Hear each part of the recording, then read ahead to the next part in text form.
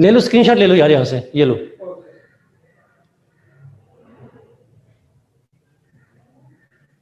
हो गया Zulfikar? Yes that's true. Okay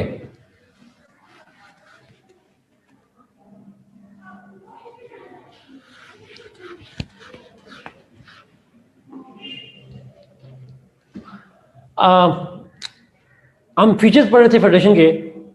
दो गवर्नमेंट्स होती हैं एटलीस्ट, दो गवर्नमेंट्स, कॉन्स्टिट्यूशन होता है, सुप्रीम होता है, यूनियन ऑटोनॉमी होती है, लिस्ट सिस्टम की बात होती है। तो यूजुअली 3 लिस्ट होती हैं सॉर्ट ऑफ, बट पाकिस्तान में 2 लिस्ट हैं, अमेरिका में 1 लिस्ट है, इंडिया में 3 लिस्ट हैं, और residuary powers usually with provinces but they can be with anybody.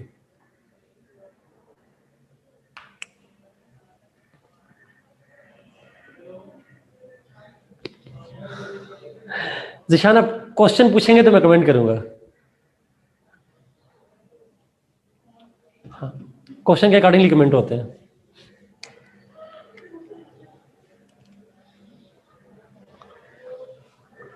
Okay let's add other features, कुछ और फीचर ऐड करते हैं।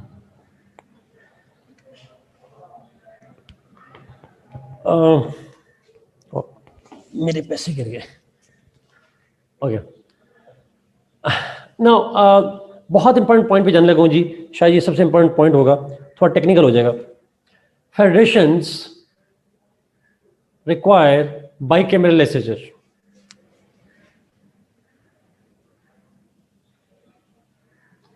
ये बात उसको भी हमने की थी जब हम लेजिस्लेचर की टाइप पढ़ रहे थे, और उसको भी हमने डिस्कस किया था, और अभी भी बड़ा इंपॉर्टेंट पॉइंट है। जहाँ फेडरेशन हो वहाँ का एक फीचर ये होता है कि वहाँ बाइकैमरल लेजिस्लेचर होती है। It should have bicameral legislature at least. क्यों bicameral legislature? One line, to ensure provincial autonomy. Provincial autonomy को इंश्योर करने के लिए, प्रोविंसेस की पावर को इंश्योर करने के लिए, you need to have bicameral legislature. Let us now explain why and how they link with it.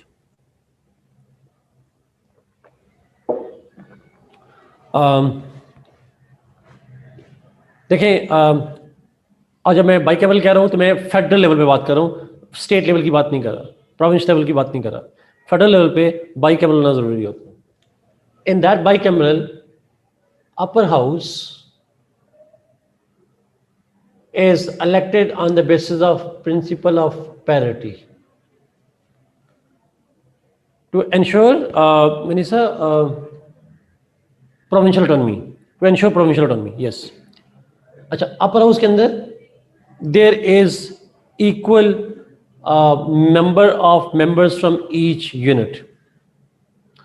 For example let's suppose upper house के टोटल मेंबर 100 है और 4 प्रोविंसेस हैं, तो हर प्रोविंस के पास 4 into 25, every province will have same number of members. बात समझ आ रही है इसकी? इक्वल रिप्रेजेंटेशन होती है वहां। Lower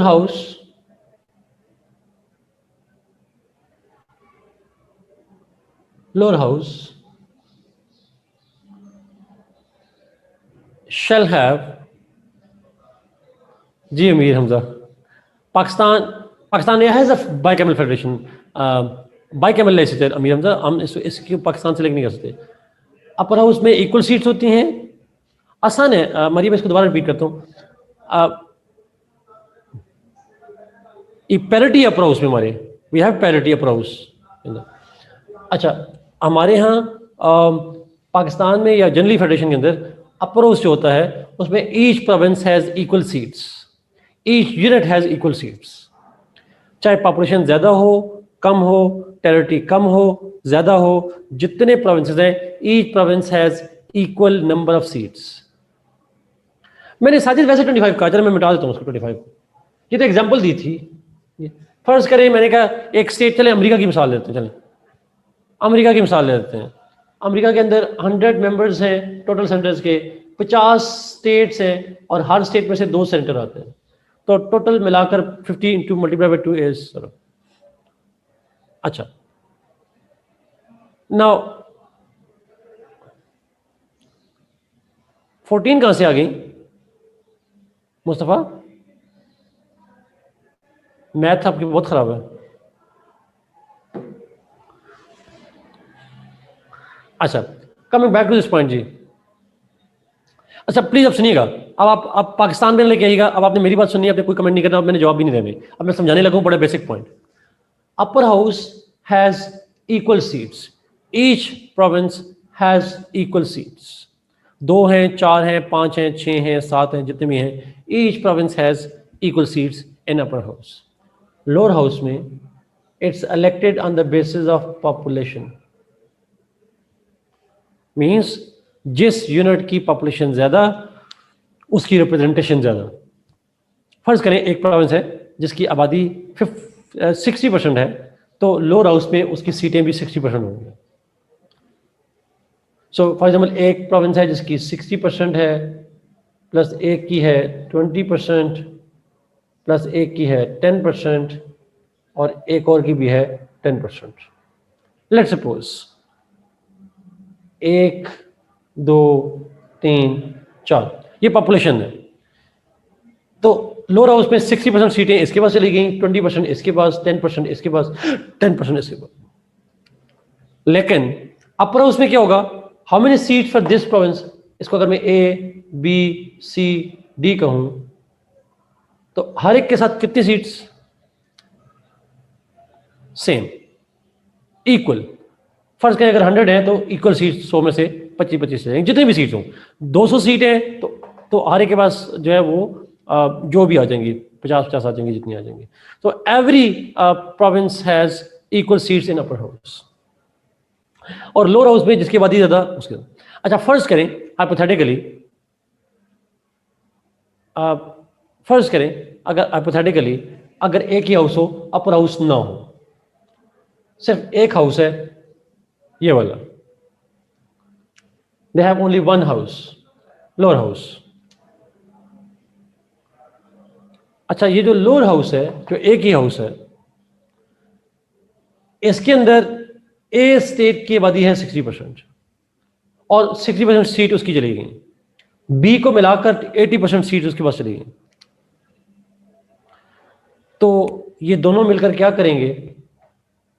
they will dominate the lower house, they will dominate it, and when they will dominate, then one or two provinces will create their hegemony. I mean exactly, it would be a kind of dictatorship of one province, and the smaller provinces, जो smaller provinces हैं, they will suffer.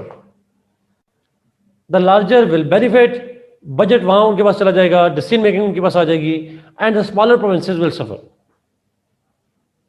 और अगर constitution को amend करना पड़ा तो क्या करेंगे?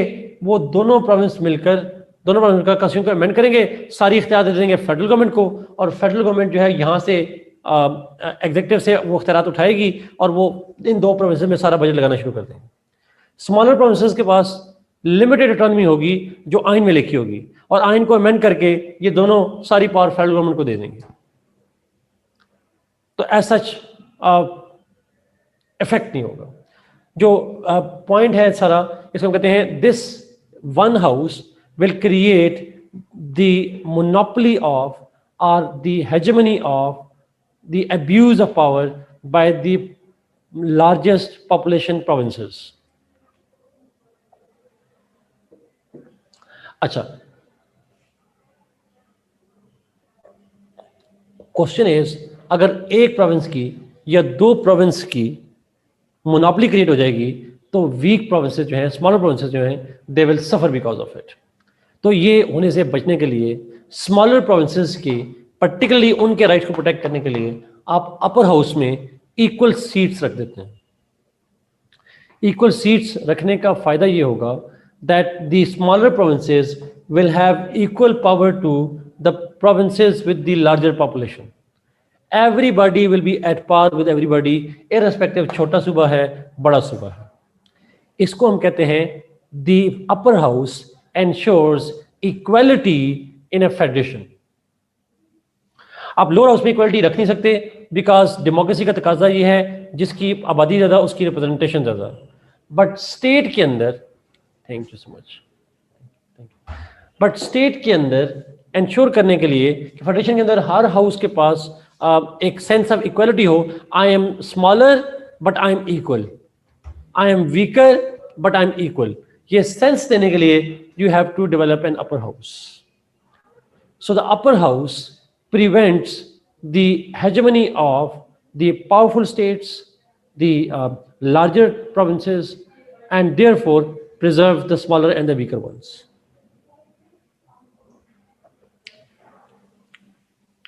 If the demography of units change, then what is the procedure to change seats allocation for lower house? Ahmed Zishan, हर मुल्क के अंदर अपने laws हैं. There are different laws in each state. साथ why not population based representation in both houses? अगर population based ही करनी है तो दोनों houses की जरूरत क्या है? साथ वो तो फिर एक ही हाउस काफी है sir. Okay, so this is kind of federal system जी, जहां अपर हाउस जरूरी. तो अगर आपसे कोई पूछे बाई कैमरल लेजिस्लेचर क्यों जरूरी है फेडरेशन में, तो फेडरेशन में इसलिए जरूरी है ताकि जो स्मॉलर प्रोविंसेस हैं they should have equality of representation and some kind of power which is at par with the power of the bigger provinces. तो फेडरल इक्वलिटी इसको हम कहते हैं, आके लफ्ज यूज करते हैं, फेडरल इक्वलिटी के लिए जरूरी है.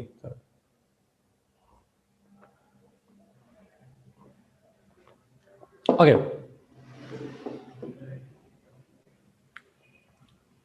Is it clear? Is it clear जी? Another one.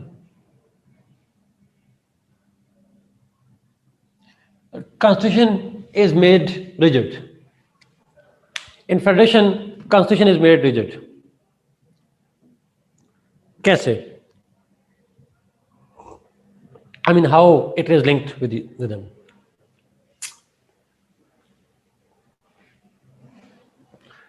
It's not a bongo question जी. Why there is need of lower house? Because lower house की जरूरत इसलिए है जी क्योंकि डेमोक्रेसी के अंदर आबादी जिसकी ज्यादा हो उसका राइट होना चाहिए सॉर्ट ऑफ मामला. जिसकी डेमोक्रेसी में आबादी जिसकी आबादी ज़्यादा होगी उसकी बुनियाद पे भी एक हाउस होता है, इसलिए लोअर हाउस करना ज़रूरी होता है अवाम के नुमाइंदों के लिए. देखिए याद रखिएगा, upper house represents the provinces, lower house represents the population, ये फर्क होता है. रिजिड होना ज़रूरी है, क्यों ज़रूरी है?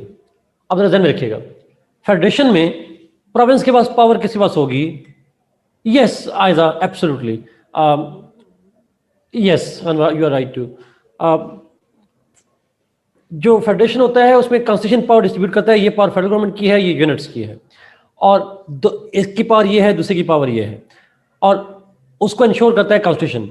लेकिन कॉन्स्टिट्यूशन को अमेंड करना अगर आसान रख दिया जाए तो फेडरल गवर्नमेंट और फेडरल लेजिस्लेचर उसको आसानी से अमेंड करेगी और सारी पावर्स जो प्रोविंसेस को दी गई वो शिफ्ट कर देगी फेडरल गवर्नमेंट को.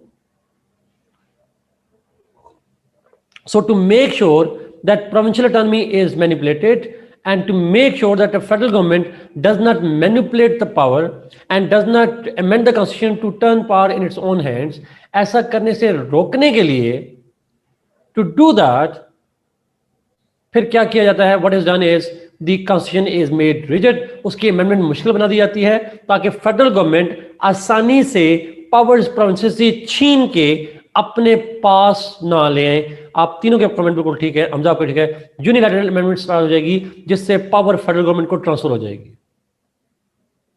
Is it clear? So constitution is made rigid. आसान है, मेरा नहीं ख्याल इसमें कोई टेक्निकलिटी है. It's easy and make sense. Third, next point,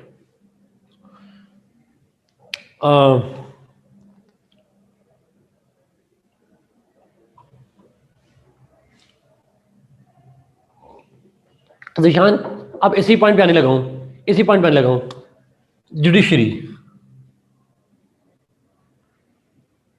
in a federation judiciary's role is extremely vital and important and judiciary must be powerful, it must be autonomous.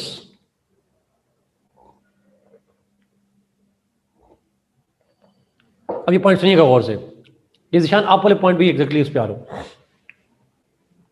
Question is कि judiciary का होना क्यों जरूरी है। देखिए, list बन गई, federal list में लिख दिया गया इस सब्जेक्ट पे लॉ फेडरल गवर्नमेंट बनाएगी, प्रोविंशियल सब्जेक्ट में लिख दिया गया कि इस पे लॉ प्रोविंशियल गवर्नमेंट बनाएगी। लेकिन बाज़ का ग्रे एरियाज आ जाते हैं। If federal government interprets its list in its own way, province interprets in its own ways, दोनों में dispute आ जाए, सुनी किसकी जाएगी? There has to be somebody, there has to be some institution, no, not federal government. List लिखा है federal subject में लिखा है, लेकिन फेडरल गवर्नमेंट कहती है कि ये इसकी इंटरप्रिटेशन हम ये कर रहे हैं, इससे मुराद ये लिखा है, इस लफ्ज़ से मुराद ये है, और हम खुद से अपनी इंटरप्रिटेशन करके अपनी पावर को एक्सपेंड कर दें। प्रोविंस कहेंगे नहीं, इससे मुराद ये नहीं है, you are misinterpreting the fact, जिस तरह अभी बंडल आइलैंड की बात हुई। तो फिर क्या होगा, what will happen? The question will be then for judiciary to decide कि इंटरप्रिटेशन किसकी ठीक है। मैंने आपको जुडिशरी का फंक्शन बताया था, basic function is interpret. Law के अल्फाज का मतलब क्या है, ये बनाना तो पार्लियामेंट का काम है, लेकिन उसको इंटरप्रेट करना जुडिशरी का काम। लेकिन फर्ज करें जुडिशरी विल इंटरप्रेट कि ये पावर फेडरल की है या यूनिट की है, और हमारे यहाँ जुडिशरी को सबऑर्डिनेट बना दिया जाए फेडरल गवर्नमेंट के, तो जुडिशरी फिर वही इंटरप्रिटेशन करेगी जो फेडरल गवर्नमेंट चाहेगी। That's the dilemma. So judiciary को पावरफुल होना चाहिए, जुडिशरी को इंडिपेंडेंट होना चाहिए, so that it must give a neutral objective understanding and analysis of the law. जी असद, आपने बिल्कुल ठीक एम्पल एग्जाम्पल दी, मैं उसी एग्जाम्पल पे आने लगा था। साकिब निसार साहब का जमाना था शायद, हाँ रिसेंट पास की बात है, और जिसमें एक था जिना पोस्ट ग्रेजुएट कॉलेज था, मुझे प्लीज़ कराची वाले लोग करेक्ट कीजिएगा, आई गेस ये मेडिकल से जो फील्ड के लोग हैं, जिना पोस्ट ग्रेजुएट कॉलेज था उधर कराची का, और एक कोई और कॉलेज था लाहौर का, शेख जायद का है, मुझे नहीं पता कौन सा है, बट कुछ कॉलेजेस का इशू था, खासकर सिंध का इशू। और वो कॉलेज जो मेडिकल कॉलेज है उसको फेडरल गवर्नमेंट क्लेम करी थी आफ्टर इंडियन में ये हमारा है, प्रोविंशियल गवर्नमेंट कही थी हमारा है, और केस किया सुप्रीम कोर्ट में, और सुप्रीम कोर्ट ऑफ पाकिस्तान ने it gave the verdict in favour of the federal government.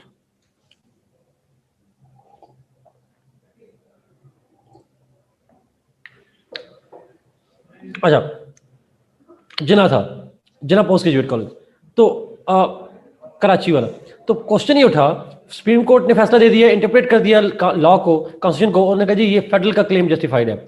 अच्छा, अनफॉर्चुनेटली कुछ महीने बाद फेडरल गवर्नमेंट ने कहा कि हम इसे संभाल नहीं सकते, आप वापस ले लें। They requested the provincial government to take it back. ऐसा हुआ था, if I am not wrong. Taimur question republic कीजिएगा प्लीज।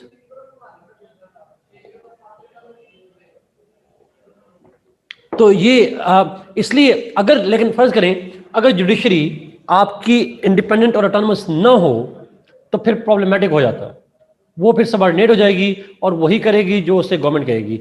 अब तैमूर ने जो पॉइंट लिखा यहाँ पे absolute valid sir, but there is no provincial unit as it is only federally secured, so federal won't be more strong in this term. अब देखिए तैमूर, मैंने आपको याद है कहा था कि फेडरल गवर्नमेंट में हम जुडिशरी को नहीं लेते, ऐसा है। I said in the last class that judiciary practically is not part of the federal government. So apparently जो आप बात कर रहे हैं बिल्कुल ठीक लग रही है, बट क्योंकि प्रैक्टिकली जुडिशरी इंडिपेंडेंट होती है इसलिए उसके अंडर नहीं आती सॉर्ट ऑफ। सो जुडिशरी का इंडिपेंडेंट होना, यस एग्जैक्टली। सो जुडिशरी का इंडिपेंडेंट होना, जुडिशरी का पावरफुल होना जरूरी है ताकि एक चेक रखा जाए, फेडरल गवर्नमेंट उसको अब्यूज ऑफ पावर ना कर रही हो। सो ये कुछ फीचर्स हैं जी फेडरेशन के, आई होप आपको बेसिक आइडिया हो गया होगा।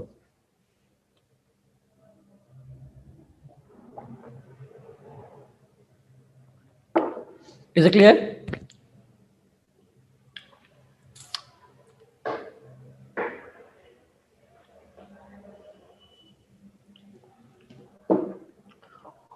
Okay, let's move to unity state. Hamza, it is not a must it may और मे नॉट हैपन। अब प्रोविंशियल ऑटोनॉमी है, वो कितनी ऑटोनॉमी है, इट्स अप टू देम। वो ड्यूल सिटीजनशिप होती है, कोई शक नहीं होती, बिकॉज आप फेडरेशन के अंदर, आप अगर आप गौर कीजिएगा, हमजा आपकी बात से आगे लेके चलूँ, आपका एक होता है डोमिसाइल, एक होता है national identity card. National identity card federal government की आइडेंटिटी होती है और डोमिसाइल आपके प्रोविंस की आइडेंटिटी होती है। हमजा ऐसा ही है।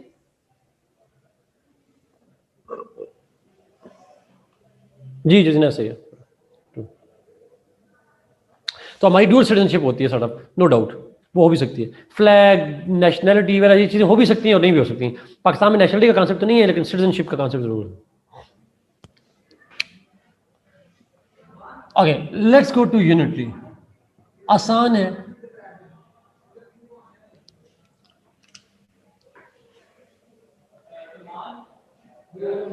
जिशान, प्लेस ऑफ बर्थ नहीं होती या प्लेस ऑफ रेजिडेंस होती है? Please correct me on that.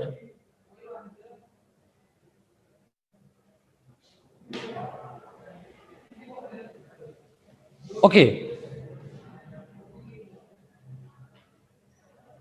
चले, मैं नहीं इस पर टेक्निकली जानता जी, मैं इस पर कमेंट नहीं करूंगा। मैं इस पर नहीं कमेंट करूंगा, अभी आप देख लीजिएगा क्या होता है।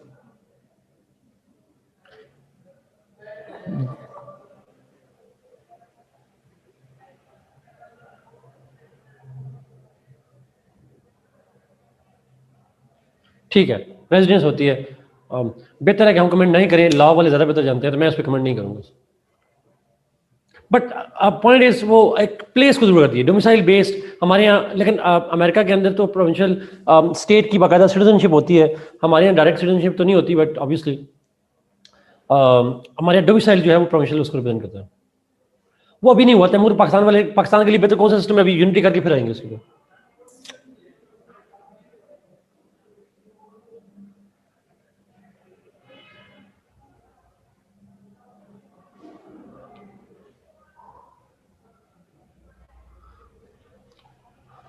Okay Usman, good. My place of birth is KP K, but I live in Punjab. और बड़ी अनफॉर्चुनेट बात यह है, मैं आप लोगों को हैरान हो गया सुन के, पंजाब गवर्नमेंट जो है वो स्कॉलरशिप अनाउंस करती है फैकल्टी मेंबर्स के लिए, बाय से पीएचडी के लिए। I applied and they said you are not eligible. I said why? Because you are born in KPK. तो I said I have my CNIC base in Lahore. They said you are ineligible. So I was declared ineligible. Yes, और वह GC college, government college university जो है वो, अगर आप देखें वहाँ फैकल्टी के लिए रिक्वायरमेंट है, they must be having a Punjab domicile. तो मेरा स्कॉलरशिप नहीं हुआ, सो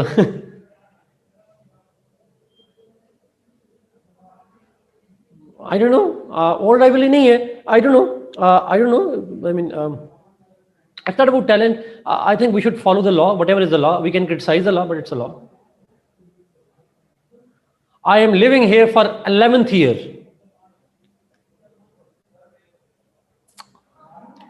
नहीं, आई एम नॉट डिसपॉइंटेड। ऑब्वियसली मुझे इससे फर्क भी नहीं पड़ता, मुझे इन चीज़ों से फर्क नहीं पड़ता। मैं जस्ट बता रहा हूँ, एक एग्जांपल दे रहा हूँ। तो मुझे उस वक्त पता चला कि जी मेरा जो प्रोविंशियल आइडेंटिटी है वो डोमिसाइल है। मुझे ये पता चली उस वक्त बात।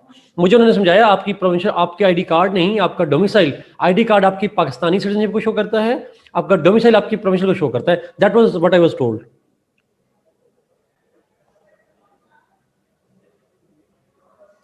नहीं नहीं नहीं नहीं नहीं, एब्सोल्युटली नॉट। नहीं नहीं, why should I do that? I am fine with that. मुझे नहीं पता, बस सीएसएस में डोमिसाइल देखते हैं, क्या देखते हैं। मैं अपना एक सफरिंग बता सकता हूँ आपको।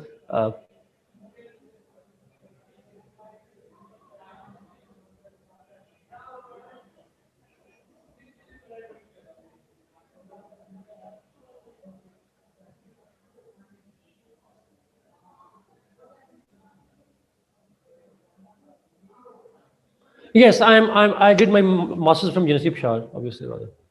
Anyway, खैर चलते हैं आगे, वापस इस पे यूनिटी पे चलते हैं। बट ये टेक्निकल डिटेल्स हैं, इस पे अजीब व गरीब होता है। पंजाब के ग्रीन कार्ड का मतलब होता है कि आपको जिम्मेदार बना देते हैं, आसान। यहाँ नहीं, नॉट दूसरी शादी, एब्सोल्युटली नॉट, नहीं। Never. I am a strong critic of polygamy, strong critic. इस पे बात नहीं करेंगे, फतवा लग जाना मुझ पे. यूनिटी पे आते हैं.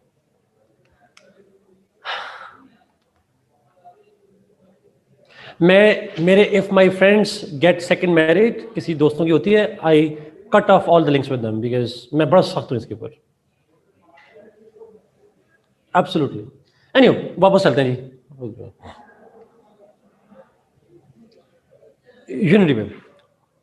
Yes, unity. अच्छा, यूनिटी स्टेट क्या होती है? जी साथ, यू आर राइट. अच्छा, यूनिटी पे जाते हैं जी. यूनिटी सिस्टम क्या होता है?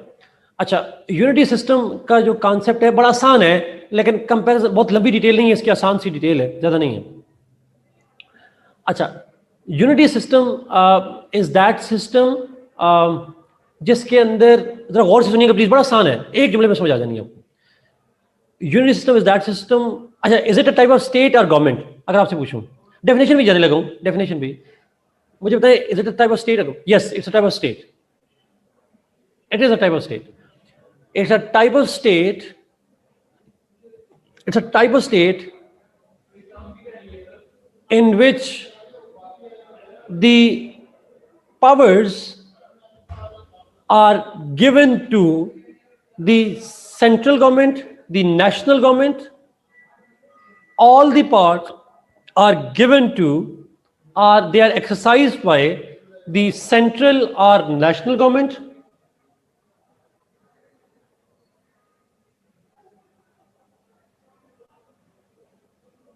It is the prerogative of the central government to devolve whatever powers it wishes.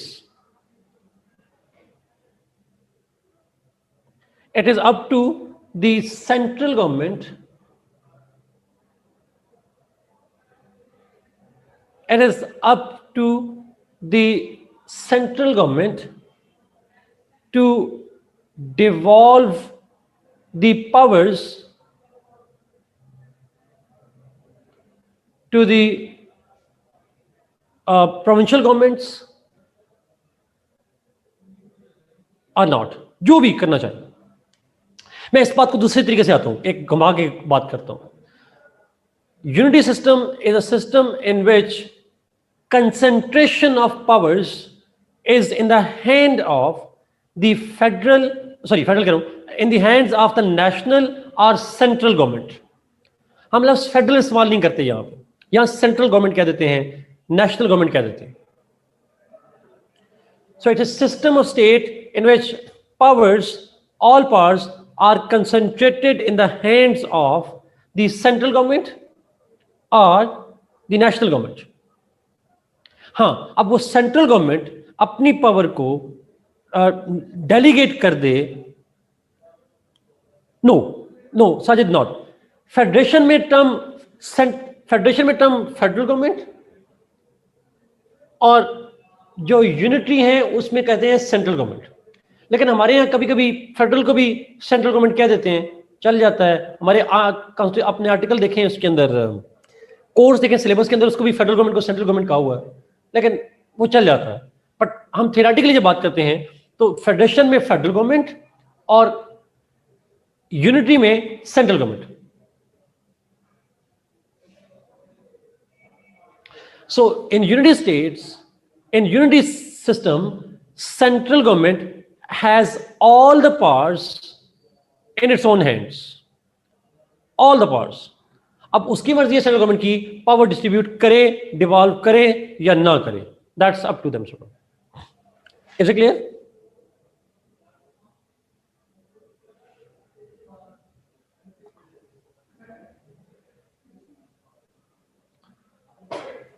अच्छा, अब एक दो पॉइंट हैं जी, इसको मैं एलैबोरेट कर दूं. मैंने कहा, अच्छा एक क्वेश्चन आपके आई जा रहे हैं, मैं क्वेश्चन को अभी आंसर करता हूं, एक मिनट में.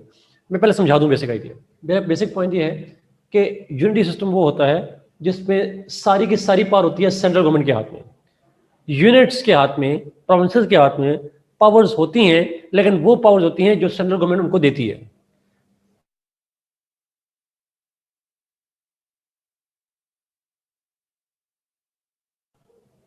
डू यूनिटरी गवर्नमेंट्स, क्या यूनिटी सिस्टम में जो प्रोविंशियल गवर्नमेंट्स होती हैं उनकी powers are they constitutionally protected?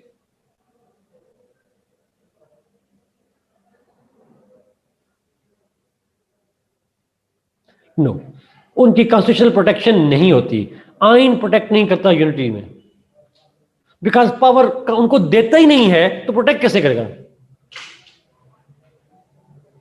Constitution में लिस्ट सिस्टम होती ही नहीं है।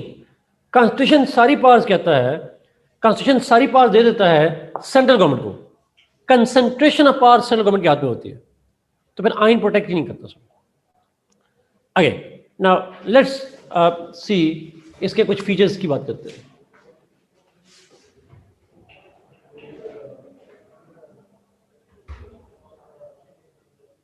Features,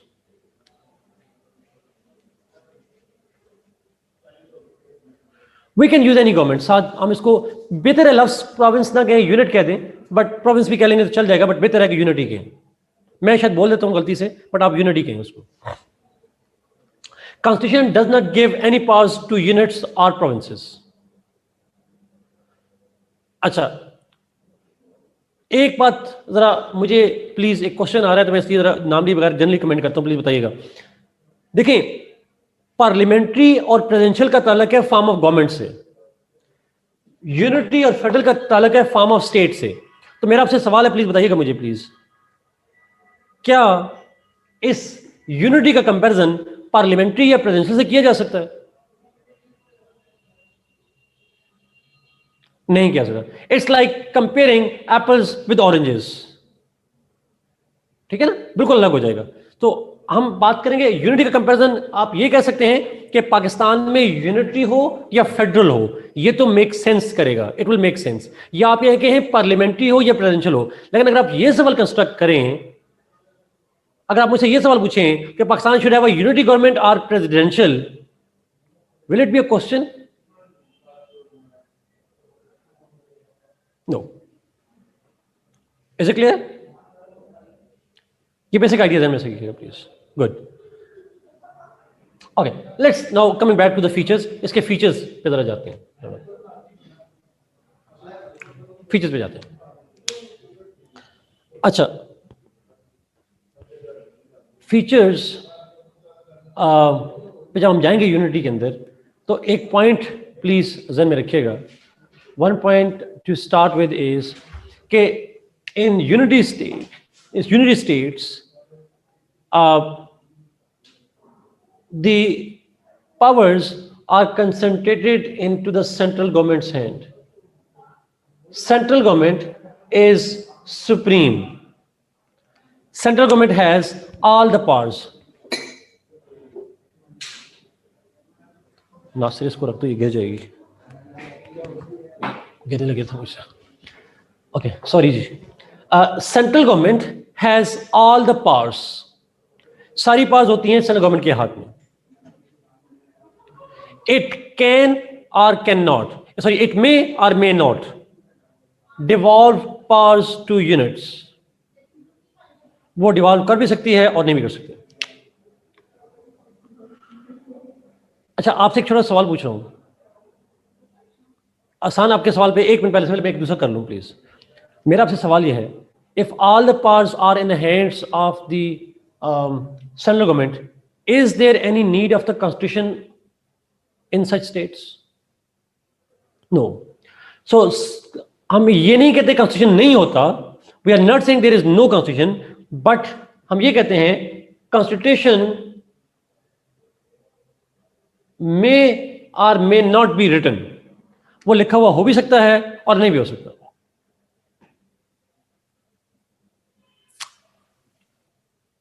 It plays a small role, exactly Mustafa. It has a limited role, it has a small role to play. True, true. देखिए, federation में तो constitution distribute करता है powers, और उसका होना जरूरी है। कॉन्स्टिट्यूशन ही नहीं होगा तो पता कैसे चलेगा किसकी कौन सी पावर है? यहां पे तो कॉन्स्टिट्यूशन हो भी तो उसका या तो होना जरूरी नहीं है, और अगर हो तो उसका रिटन होना जरूरी नहीं है। यस, अच्छा, जिस तरह UK has no written constitution. True. अच्छा, thank you Umar for sharing. So ये एक बेसिक पॉइंट प्लीज ध्यान रखिएगा। Let's go to the next point. Is it essential to have provincial governments और स्टेट गवर्नमेंट्स? नो। ये किसकी मर्जी होगी कि यूनिट गवर्नमेंट हो या ना हो? किसकी डिसीजन पावर होगी? सेंटर की। सेंट्रल गवर्नमेंट की मर्जी है यूनिट्स रखे या ना रखे। So at least one tier of government तो मस्ट होगा, सेंट्रल गवर्नमेंट। उसके बाद उसकी मर्जी प्रोविंसेस रखे, उसकी मर्जी यूनिट्स आप लोकल गवर्नमेंट रखे। It's up to the central government to decide. वो प्रोविंसेस रख भी सकती है और नहीं भी रख सकती। जैसे यूके है एग्जाम्पल, मुनीसा मैं आपके सवाल पे एक मिनट में आ रहा हूं। एक लाजमी एग्जाम्पल लिखिएगा। यूके में the central government has decided not to have provinces. नहीं है वहां प्रोविंसेस, ऐसा ही है। बट इसके मुकाबले में टर्की में चले जाएं, in Turkey the central government has provinces. So it's up to them. One tier of government तो मस्ट है, बाकी टीयर्स प्रोविंस का होगा, डायरेक्ट लोकल गवर्नमेंट का होगा, जैसे ब्रिटेन में काउंटीज वगैरह होती हैं। So it's up to them to decide. Central government decides everything. Constitution वाला पॉइंट मैं रिपीट करता हूं जी shortly. What I said was, क्योंकि all the powers are in the hands of central government और central government has to decide कौन सी power units को देनी है, कौन सी नहीं देनी। सो कॉन्स्टिट्यूशन की जरूरत नहीं होती। कॉन्स्टिट्यूशन हो भी सकता है और नहीं भी हो सकता। अगर हो भी तो वो रिटर्न भी हो सकता है और अनरिटर्न भी हो सकता है। साजिद, अगर किसी मुल्क की एग्जाम्पल देना हो पाकिस्तान की, फिर तो प्रोविंस, अदरवाइज आप यूनिट क्लस बेहतर होगा। अच्छा, is it necessary to have a rigid constitution? No. So constitution or law is flexible. आप मुझे बताइएगा फ्लेक्सिबल कॉन्स्टिट्यूशन कौन सा होता है जिसमें कितनी मेजॉरिटी चाहिए होती है? How much majority is needed?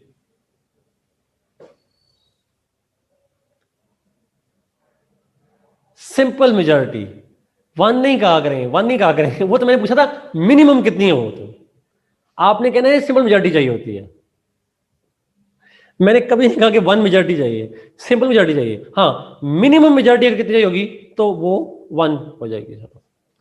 अच्छा, सिंपल मेजॉरिटी का मतलब होता है majority of those who are present and minimum simple majority मतलब those who are present and voting. Anyway, हाँ सही बात है। Yes, those who are participating and yes, voting या participating. So law constitution flexible होते हैं। और कोई चीज, बस ये मेन पॉइंट है जी, ये मेन फीचर्स हैं इसके, और कोई खास चीज है नहीं इसके अंदर। रिदा का सवाल है, it mean federation is more complex and unity. Absolutely Rida, agreed agreed agreed. Because federation में फिर एक कॉम्प्लेक्सिटी आ जाती है, यूनिटी में बड़ा क्लियर है, जो सेंट्रल गवर्नमेंट कहेगी उसी की लीडरशिप होगी। जुडिशरी पे नहीं लिखवाया, जुडिशरी का पॉइंट लिख भी दे तो कोई फर्क नहीं पड़ता ऐसा, और अगर लिख दे तो भी कोई नुकसान नहीं। अच्छा, अब जरा एक पॉइंट प्लीज, जो सवाल आ रहा है यहाँ पे, एक क्वेश्चन पूछा गया डीमेरिट्स ऑफ यूनिटी। हसान ने पूछा कंपैरिजन, दोनों की बात करते हैं। एक क्वेश्चन का दे दूं जी, जुल्फकार ने पूछा, नहीं फ्लेक्सिबल बोला मींस क्योंकि central government has all the powers, central government की पावर है, यूनिट को ऑटोनॉमी नहीं चाहिए, तो लॉ और कॉन्स्टिट्यूशन को अगर आप रिजिड बनाने की जरूरत नहीं है। Law and constitution can be flexible. अच्छा, अब मैं जरा आपको कंफ्यूज करूंगा, जरा प्लीज पहले कंफ्यूजन कर लूं, फिर मैं आसानी पे जाऊंगा, कंपैरिजन वाली बात पे आऊंगा। मुझे जरा प्लीज जरा सवाल का जवाब दीजिएगा, आपकी अंडरस्टैंडिंग को समझने के लिए जरूरी है। This is the testing of your mind. Amna का सवाल आया हुआ है तो मैं उसी से आगे लेके जा रहा हूं। अच्छा, मेरा सवाल यह है, यूनिटी और फेडरल में फर्क ये है, एक में दो गवर्नमेंट्स का होना जरूरी है और एक में एक गवर्नमेंट के पास सारी पावर्स होती हैं। फेडरेशन में पावर कॉन्स्टिट्यूशन के पास होती हैं, जो फेडरल और यूनिट्स के दरमियान में पावर डिस्ट्रीब्यूशन कर देता है। यहाँ पे पावर्स होती हैं सेंट्रल गवर्नमेंट के पास, इट इज ऑल पावरफुल। अच्छा, मेरा आपसे एक सवाल है, यहाँ भी गवर्नमेंट है यहां भी है, वहां फेडरल गवर्नमेंट, यहां यूनिट गवर्नमेंट। मैं चले यहां पे एक बॉक्स बना रहा हूं आपसे,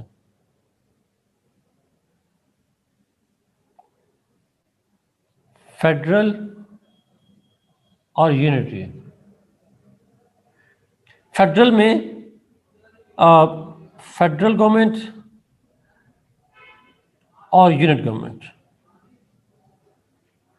इसमें एक ही है सेंट्रल गवर्नमेंट। प्लीज मुझे एक बात का जवाब दीजिएगा, मेरे सवाल का जवाब दीजिएगा, दोनों में से, फेडरल और यूनिटी में से स्ट्रॉन्ग सेंट्रल गवर्नमेंट कहां होती है, फेडरेशन में या यूनिटी में?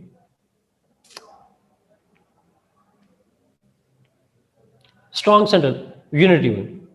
ठीक होगी बात, बिकॉज फेडरेशन में उसको पावर देनी पड़ती है प्रोविंसेस को, ऐसा ही है, it has to share powers.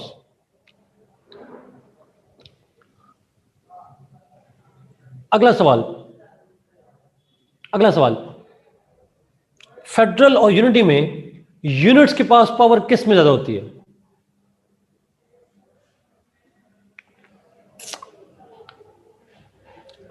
Federal में क्यों? कॉन्स्टिट्यूशन प्रोटेक्ट करता है उनकी पावर्स को।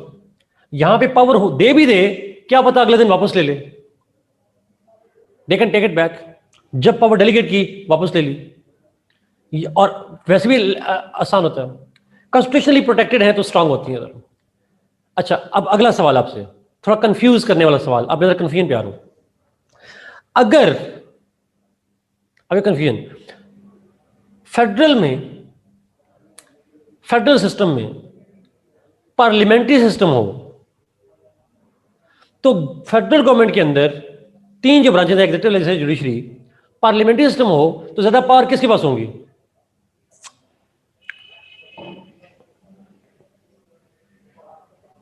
लेजिस्लेटिव के पास। अगर फेडरल में, अगर फेडरल में प्रेसिडेंशियल सिस्टम हो तो पावर किसके पास होगी? मीर हमजा, ये ट्रैप था, यू ऑल आर रॉन्ग। एक ठीक है, आमना ने ठीक कहा है, Amna said rightly, constitution has powers, constitution की पावर होती है, ऐसा नहीं कहा था मैंने। वहां तो सेपरेशन ऑफ पावर का कॉन्सेप्ट हो गया,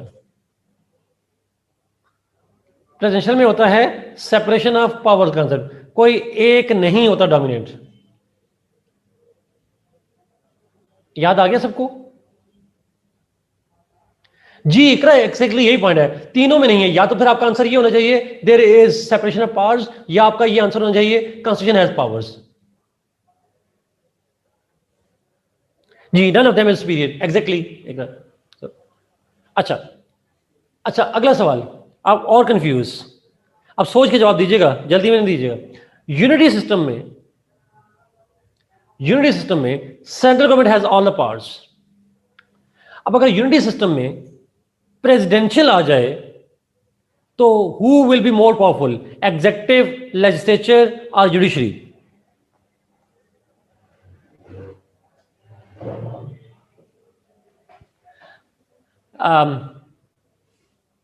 एग्जीक्यूटिव प्लीज।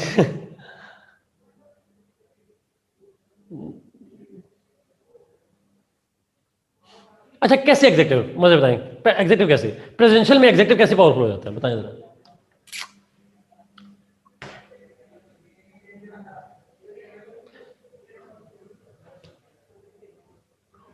सेंट्रल गवर्नमेंट में अगर प्रेसिडेंशियल हो, सरकार, नो कॉन्स्टिट्यूशन का मतलब ये कहां लिखा है कि सारी पावर एग्जीक्यूटिव के पास होंगी? ये मैंने कहां कहा?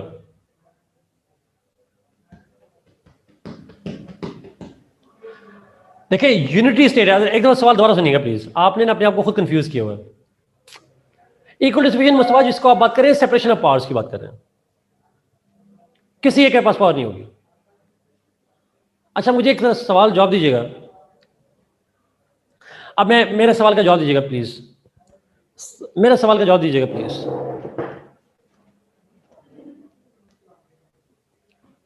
ये मेरे एक सवाल का जवाब दीजिएगा, सुनिएगा गौर से। यूनिटी स्टेट है एक, यूनिटी स्टेट में कॉन्स्टिट्यूशन हो भी सकता है, नहीं भी हो सकता, ये बात हम तय कर लें। अच्छा, अब यहाँ पे एक थोड़ी कंफ्यूजन है, लेकिन अंडरस्टैंड कीजिएगा। अगर आप मुझे कहेंगे मैं डायग्राम बना के समझा दूंगा थोड़ी देर बाद, बट अंडरस्टैंड कीजिएगा पहले ज़बानी। नाउ यूनिटी में कॉन्स्टिट्यूशन हो भी सकता है और नहीं भी हो सकता। हम एक सिनेरियो लेते हैं, देयर इज नो कॉन्स्टिट्यूशन। हम एक सिनेरियो ये लेते हैं, देयर इज नो कॉन्स्टिट्यूशन, ठीक है। अब आपने लिखना नहीं है, अपनी मेरी बात सुननी है प्लीज। कॉन्स्टिट्यूशन नहीं है और वहां पे है presidential system, can it survive?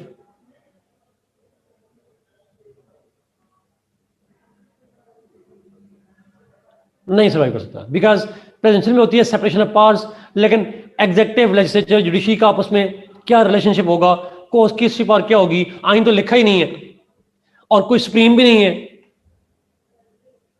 Yes, I'm not absolutely. Separation of power can only be ensured through constitution. That's the point. तो एनआरकी क्रिएट हो जाएगी। अच्छा, मैं पिक्चर से करता हूं मैं अच्छा, ये मैं मिटा दूं, ये मैं मिटा रहा हूं जरा प्लीज, ये मिटा रहा हूं।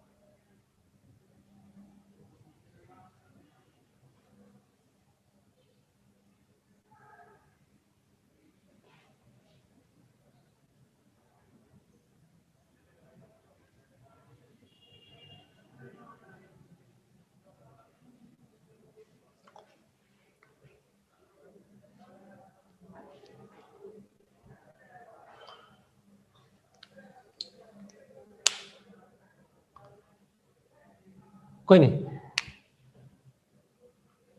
Yes true. अच्छा, जरा प्लीज जरा अंडरस्टैंड कीजिएगा, ये दोनों टाइप ऑफ स्टेट है और ये है टाइप्स ऑफ गवर्नमेंट,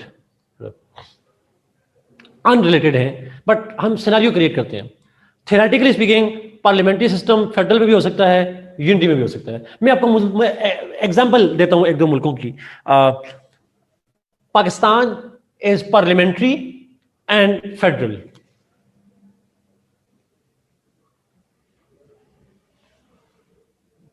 हमारे कोर्स में से है। India is parliamentary and federal. अच्छा, is there any parliamentary system which is unitary? Yes, it's UK. UK is an example, parliamentary है, यूनिटरी है। फिर आते हैं प्रेसिडेंशियल पे और फेडरल पे। US, US is presidential and federal. Presidential and unity की कोई एग्जांपल? टर्की साथ, good. Turkey is an example, most recent example Turkey है। अच्छा, अब सवाल यह है कि इन सब में यूके के अलावा आप कोई ऐसी स्टेट नहीं है जिसमें, चाइना नहीं है, चाइना फ्रांस को दरबार छोड़ दें, वो अलग मॉडल है, वो ना पार्लियामेंट्री ना प्रेसिडेंशियल, वो है तो यूनिटरी बट पार्लियामेंट्री के दरमियान में कहीं आते हैं, उसको छोड़ दें। चाइना फ्रांस दोनों अजीब है, वो मैं पढ़ाऊंगा पेपर 2 में जाकर। पार्लियामेंट्री सिस्टम हमारे पास सिर्फ UK is the only example जहां पे कॉन्स्टिट्यूशन नहीं है, बाकी तमाम स्टेट्स में कॉन्स्टिट्यूशन है। तो पार्लियामेंट्री सिस्टम में मैंने कहा कॉन्स्टिट्यूशन हो भी सकता है और नहीं भी हो सकता, लेकिन ऐसा नहीं हो सकता कि पार्लियामेंट्री सिस्टम हो, कॉन्स्टिट्यूशन भी ना हो, फेडरल हो जाए, ऐसा हो नहीं सकता। That is not possible. ये बात समझ आ रही है? पार्लियामेंट्री हो और फेडरल हो, कॉन्स्टिट्यूशन का होना जरूरी है, पार्लियामेंट्री की वजह से नहीं, फेडरेशन की वजह से।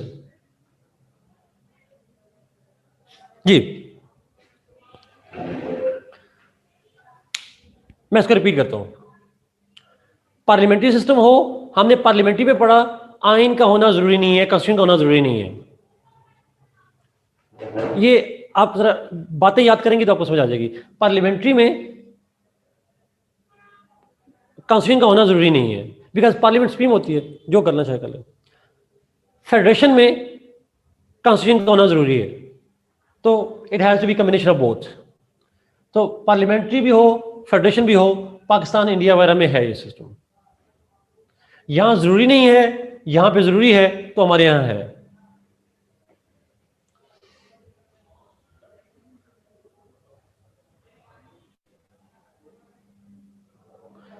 अच्छा, पार्लियामेंट्री हो और यूनिटी हो ना, पार्लियामेंट्री के लिए आइन का होना जरूरी है ना यूनिटी के लिए जरूरी है।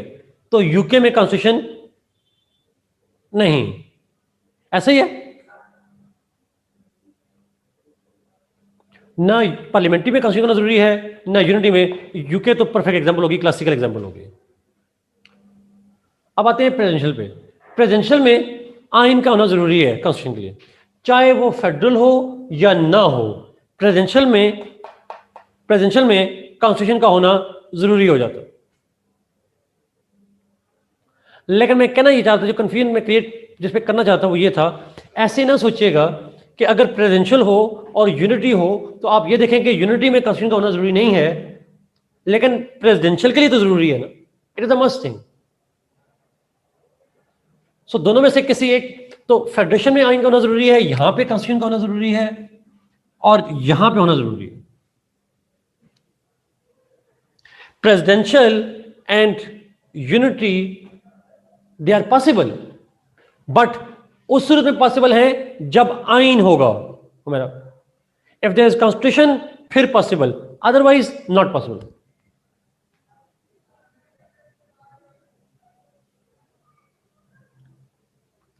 लेकिन अमीर हमजा, आपके सवाल पे एक आखिरी जुमला जो मैं आपको कंफ्यूज करना चाह रहा था, जिस बात पे ज़्यादा कंफ्यूज करना चाह रहा था, और ये आर्टिकल है, एक पॉइंट है जिसपे मैं पॉलिटिकल साइंस की थ्योरी में हम जाते हैं करने के लिए। अब कंफ्यूज करना चाह रहा हूं मैं आपको, सुनिएगा। पाकिस्तान में है पार्लियामेंट्री सिस्टम। पार्लियामेंट्री सिस्टम में होता है फ्यूजन ऑफ पावर, ऐसा ही है। फ्यूजन ऑफ पावर का मतलब है पार्लियामेंट सुप्रीम होती है और सारी पावर्स उसके पास होती हैं। It has all the powers. Federation में आइन होता है, कॉन्स्टिट्यूशन होता है। जब कॉन्स्टिट्यूशन होगा तो वो सिर्फ फेडरल और प्रोविंशियल डिस्ट्रीब्यूशन ऑफ पावर नहीं करता, बल्कि एग्जेक्टिव और लेजिस्लेचर की पावर भी डिस्ट्रीब्यूट कर देता है। It does not only divide powers vertically, it also divides them horizontally. तो क्या दोनों प्रोविजंस एक दूसरे को कंट्राडिक्ट नहीं कर रही? यहां पे पार्लियामेंट सुप्रीम होनी चाहिए, यहां पे आइन वर्टिकल डिस्ट्रीब्यूशन भी कर देता है, हॉरिजॉन्टली भी कर देता है। मैं इसको एक जुमले में कर रहा हूं।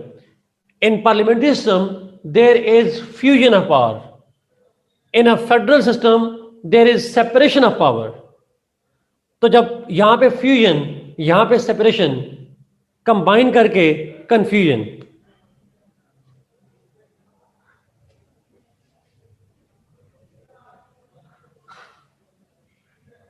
ऐसा नहीं है क्या?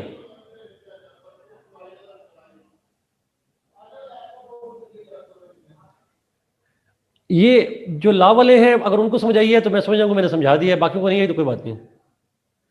नवीद आप ठीक कह रहे हैं, judiciary is there to check, यही बात आप 100%। इसीलिए फिर जुडिशरी वही होती है नवीद, जो हमारे यहाँ जुडिशरी हो रही है, हर मामले में टांग अड़ाने वाली। बिकॉज कंफ्यूजन होगी, जुडिशरी पावरफुल हो जाएगी।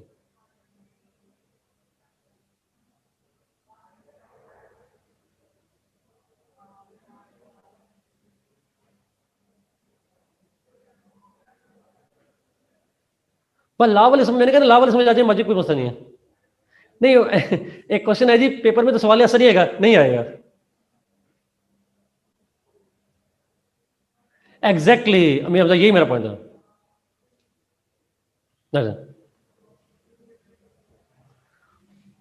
ओके, ये मुझे पूछा गया जी, ये मैं इस पॉइंट पे क्यों स्ट्रेस कर रहा हूं? मैं इसलिए स्ट्रेस कर रहा हूं जी, अगर पेपर में सवाल करंट अफेयर्स में आ जाए, पेपर में सवाल पाकिस्तान अफेयर्स में आ जाए, पेपर में सवाल कॉन्स्टिट्यूशनल लॉ में आ जाए, पेपर में सवाल पॉलिटिकल साइंस में आ जाए, role of judiciary in Pakistan politics, तो आंसर ये लिखेंगे, ये डब्बा बनाना पड़ेगा आपको।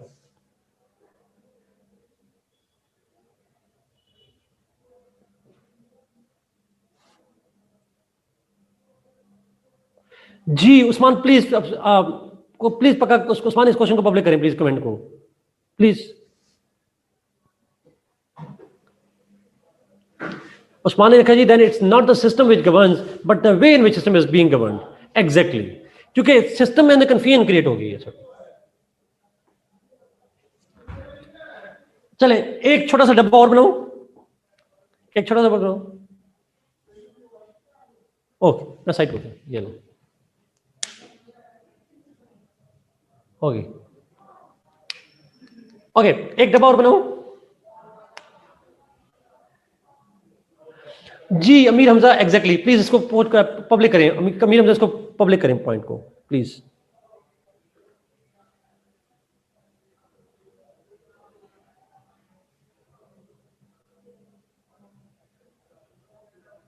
जी जिशान, यही बात है ना, इसी को हम कहते हैं, इसी को कहते हैं judicial activism. They can if they want to, based on the confuse nature.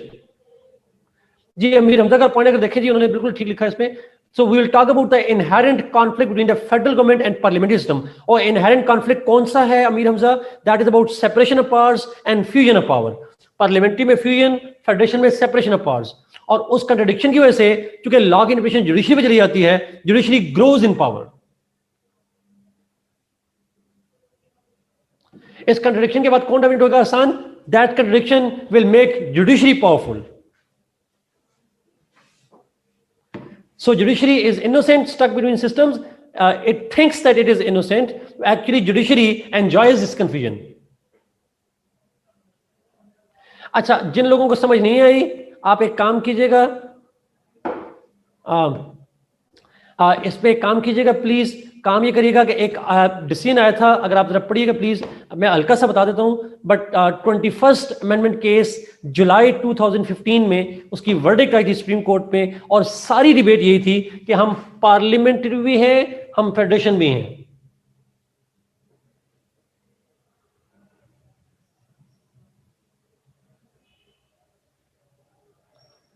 Ji Zeeshan, parliament क्यों विड्रॉ नहीं कर रही, वैसे आप बताएंगे? अली, आपका कमेंट भी, is judiciary growing power is a good thing? Ali Shahid, if judiciary power is growing we can not call it a good thing for democracy. आपकी और मेरी अच्छी चीजें अलग बात है, but for a democracy it's not a good thing, because in democracy the growing power of the people's representative is a good thing. Zeeshan, parliament इसलिए power withdraw नहीं करी कि हमारी जुडिशरी ने यह भी कह दिया, आप शायद जानते होंगे, आप प्लीज एक दफा कंफर्म कीजिएगा, ये लॉ के बच्चे अगेन ये बात शायद जानते होंगे, पाकिस्तान और इंडिया दुनिया के वाहिद मुल्क हैं, they are the only two countries on this planet जहां पे सुप्रीम कोर्ट ने कहा कि अगर पार्लियामेंट कॉन्स्टिट्यूशन को भी अमेंड करेगी उसको हम रिव्यू कर सकते हैं। जी अरवा, एग्जैक्टली आप वाले पॉइंट पे, इंडिया के अंदर भी, इंडिया के अंदर और पाकिस्तान के कॉन्स्टिट्यूशन अमेंड करे तो उसको भी सुप्रीम कोर्ट ने कहा हम रिव्यू कर सकते हैं। इंडिया में हो चुकी है रिव्यू, पाकिस्तान में हुई नहीं है अमेंडमेंट रिव्यू। लेकिन ये जो केस का मैंने बताया, जुलाई 2015 के अंदर, जुलाई 2015 के अंदर सुप्रीम कोर्ट ऑफ पाकिस्तान ने 21st अमेंडमेंट केस के अंदर ये डिबेट हुई थी सारी कि हमारे यहां पावर किसके पास है।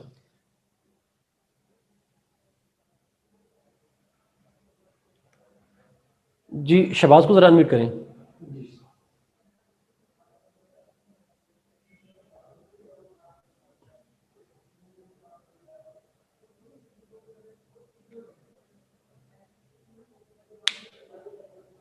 Supreme court can not interfere ऐसे खुलेआम, जिशान करेगी तो चेक कैसे करेंगे?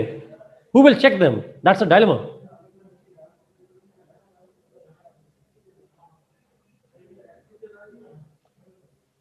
शहबाज, मोहम्मद शहबाज।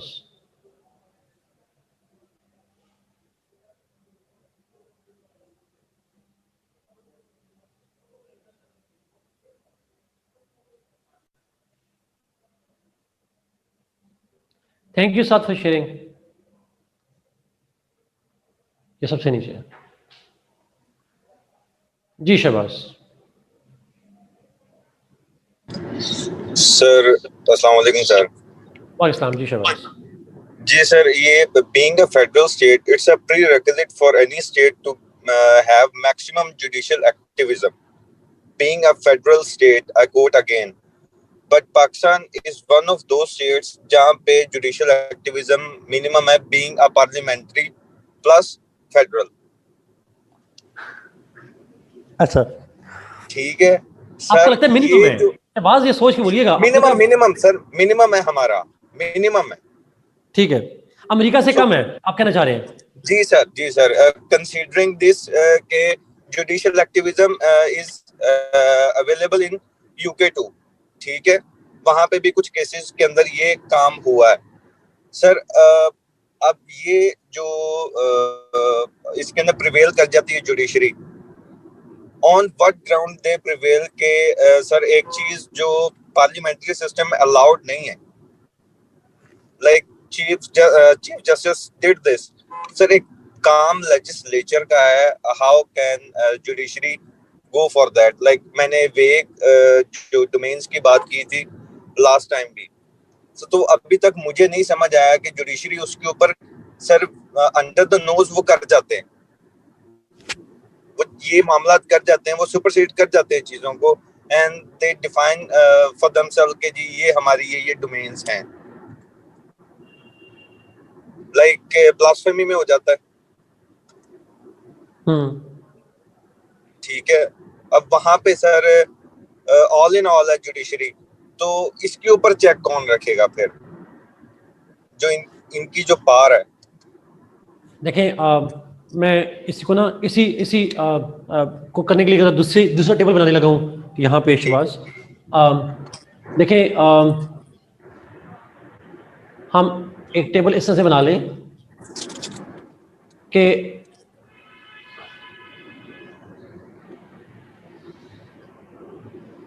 एक है पार्लियामेंट्री और यहाँ पे है फेडरेशन, हम यहाँ पे फॉल करते हैं। अब मेरा सवाल ये है, जब पार्लियामेंट्री होगा तो उसमें कॉन्स्टिट्यूशन हो या ना हो, power must be with the supreme with the parliament. ठीक है, बिल्कुल ऐसे ही पार्लियामेंट सुप्रीम होती है, रिजिड हो या लिक्विड हो, कॉन्स्टिट्यूशन दैट डजंट मैटर।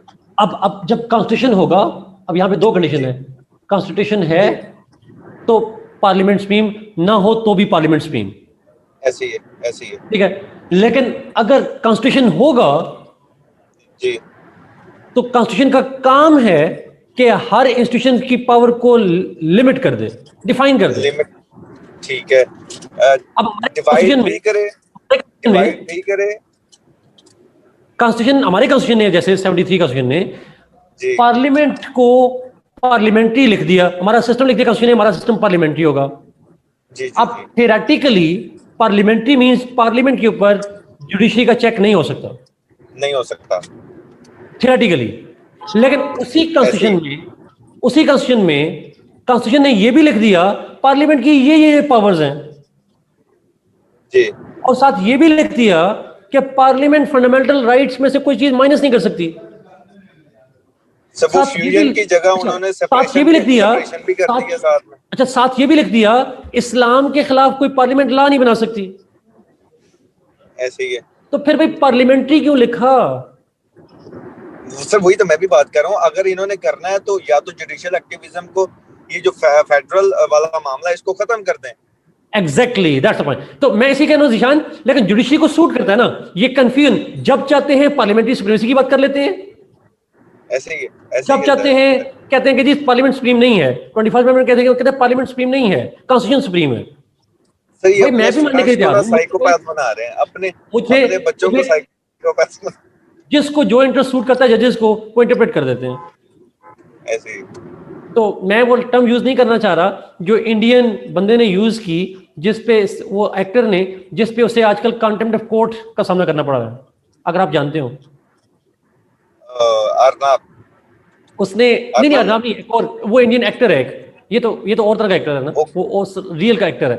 उससे अच्छा। नहीं, एक्टर है या कौन है जो भी है, उसने कहा उसने एक जुमला बोला, उसने कहा it's not a supreme court of Pakistan, it's a supreme joke of Pakistan, और इंडिया, सॉरी। ओके।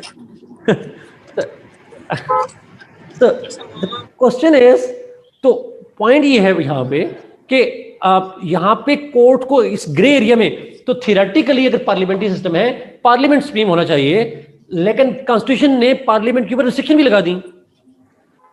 चेक भी लगा दिया सर जुडिशरी के। एग्जैक्टली तो अब जुडिशरी पे कौन चेक लगाएगा भाई? ऊपर लिखा वो बूट लगाएंगे, वीगो लगाएगा सर। हाँ, उन्होंने लिखा जी पार्लियामेंट्री कमेटी रिव्यू कर सकती है। पार्लियामेंट्री रिव्यू कमेटी कैसे रिव्यू करेगी? पार्लियामेंट को तो, पार्लियामेंट की हाईएस्ट पावर होती है कॉन्स्टिट्यूशन को अमेंड करना, उसको भी रिजेक्ट कर सकती है supreme court of Pakistan. Sir और ये किस नाम पे, किस नाम पे जिशान कर सकती है? इस नाम पे कर सकती है कि जी कॉन्स्टिट्यूशन रिटन है, और जब कॉन्स्टिट्यूशन रिटन होता है तो उसका फंडामेंटल स्ट्रक्चर होता है, और जब स्ट्रक्चर होता है तो उसको आप चेंज नहीं कर सकते, और हम कस्टोडियन ऑफ द कॉन्स्टिट्यूशन है, गार्डियन ऑफ द कॉन्स्टिट्यूशन है। In case of it is fully federal, then कर सकता है, देन जुडिशियल एक्टिविज्म मैक्सिमम है। एग्जैक्टली एग्जैक्टली, लेकिन जब पार्लियामेंट्री है तो इट हैज टू हैव जी, लिमिटेशंस। बिल्कुल सर, बिल्कुल। और then parliament is supremacy of the parliament इससे इज बड़ी बात क्या प्रियोरिटी। होगी? इससे बड़ी बात क्या होगी? पार्लियामेंट्री सिस्टम है और हमारे प्राइम मिनिस्टर को सुप्रीम कोर्ट डिसमिस कर देती है। Is it sir not a बिल्कुल जोक ऑन पार्लियामेंट्री सिस्टम? है सर, ये वाकई जोक है। मुझे क्यों निकाला फिर आता है। एनीहो जी, बट एनीहो जिनको चले। समझ आइए, ये डिबेट बड़ी इंपॉर्टेंट डिबेट है, कॉन्स्टिट्यूशनल लॉ की डिबेट है, ये पॉलिटिकल साइंस की डिबेट है, ये करंट अफेयर्स की डिबेट है, पाकिस्तान अफेयर्स की डिबेट है। ये डिबेट अगर आप लिखेंगे अपने पाकिस्तान अफेयर्स और करंट अफेयर्स में, that will really add marks to your thing, मेरा ख्याल है। थैंक लेकिन यू सर। सुप्रीम कोर्ट को इतना कुछ ना कहिएगा, ये पैराडॉक्स हाईलाइट कीजिएगा। Thank you sir. Welcome, welcome. Sayyid Moaz Zishan, judiciary can only differ in laws pertaining to public importance. Yes, but जो judicial review की power है Zishan, वो भी तो है ना। Maria, this has actually been the problem. This has been the problem of Pakistan. Pakistan में जो इंस्टीट्यूशनल इम्बैलेंस है, जो इंस्टीट्यूशंस का क्लैश है जुडिशरी का, खासकर एग्जीक्यूटिव और लेजिस्लेचर के साथ, उसकी बुनियाद ही ये पैराडॉक्स है, parliamentary federation. G Maria, exactly. So we are talking about the system that has created this confusion.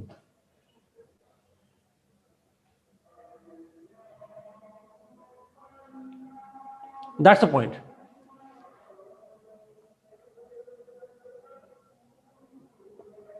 जी जी, आप ठीक कह रहे हैं जिशान, मैं ये कह भी नहीं कि खुद से एक चैलेंज, जुडिशियल रिव्यू खुद से नहीं कर सकते, बट जुडिशियल रिव्यू जब आ जाएगा तो पार्लियामेंट्री सिस्टम कहां गया फिर आपका?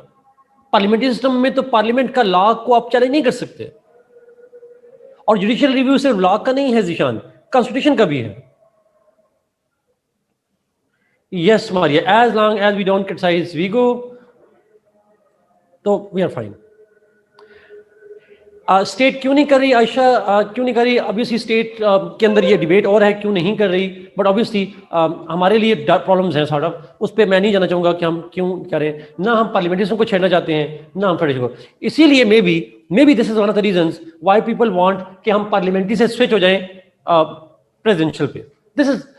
This may be one of the reasons, but anyhow. तो ऊपर आप में से किसी का कमेंट भी आया था, सो इसका मतलब है कि हमें प्रेसिडेंशियल सिस्टम सूट करता है। मेरा आर्गुमेंट है वो भी नहीं करता,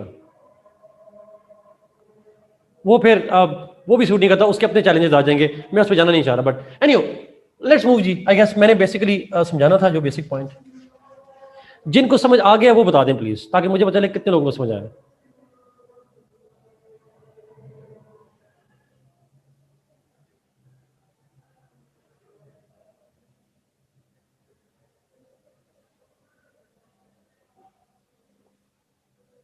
ओके, आई गेस मोस्टली को समझ आ गया है, किसी को समझ नहीं आया तो मेरी तरफ से माजरत। आई अंडरस्टैंड थोड़ा कॉम्प्लेक्सिटी है, but I try to explain it.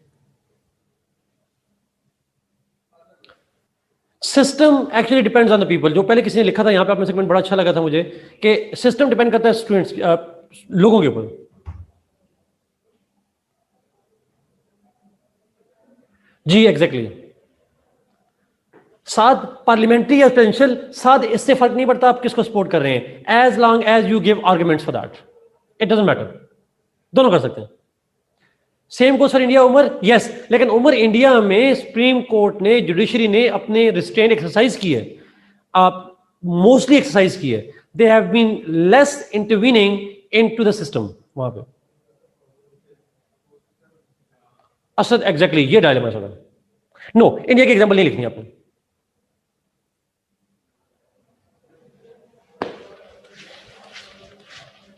Okay, अच्छा, लेट्स मूव जी, आगे चलते हैं। मेरे ख्याल में हमारे पास है 30 मिनट्स, तो मैं एक टॉपिक कराना चाह रहा हूं पॉलिटिकल पार्टीज का। Can I move?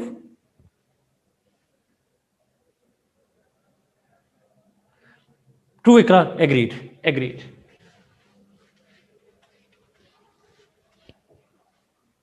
ओके,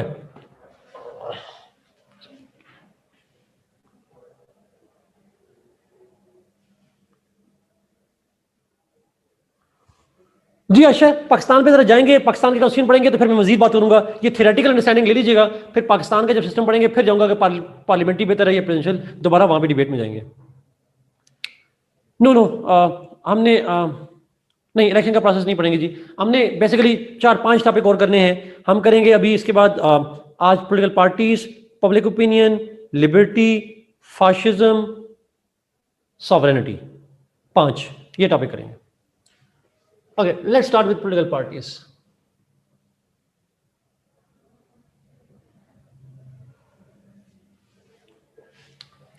अच्छा, आसान है पॉलिटिकल पार्टीज का।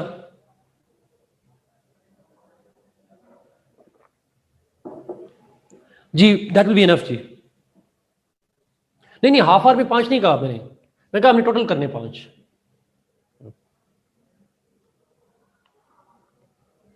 ओ साद, आपने सही पॉइंट है, मैंने कन्फेडरेशन तो करवाई नहीं, आई फॉरगॉट। छोड़िए जी, पहले कन्फेडरेशन करते हैं। Let me go for confederation. Oh, मैं अभी करता हूँ कन्फेडरेशन करना, मैं भूल गया था साद, थैंक यू फॉर रिमाइंडिंग। अच्छा, कन्फेडरेशन क्या होती है, अंडरस्टैंड कीजिएगा प्लीज।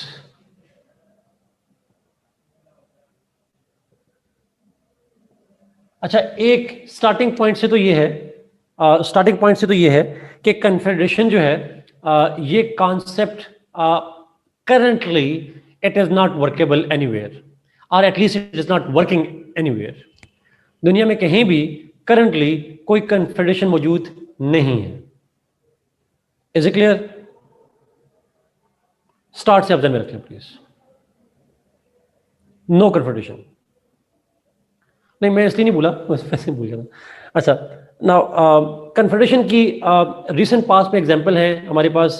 यूनाइटेड स्टेट्स है, यूएस है, अगर आप अमेरिकन हिस्ट्री पढ़ चुके हैं या पढ़ रहे हैं, और उसके बाद स्विट्जरलैंड की एक एग्जांपल है कन्फेडरेशन की। ये 2 मुझे पता है, और भी होंगी, बट ये 2 मेन का तो मुझे आइडिया है। So Switzerland and United States are the 2 main examples. तो करंट कोई एग्जाम्पल नहीं है। होती क्या, confederation is that state which consists of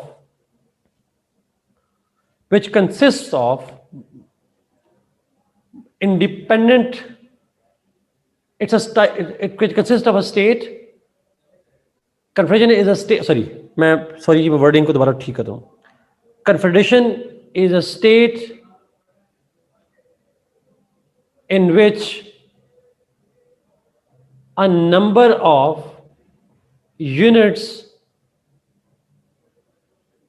of independent units. Gee, it's a type of state in which there are a number of independent units who agreed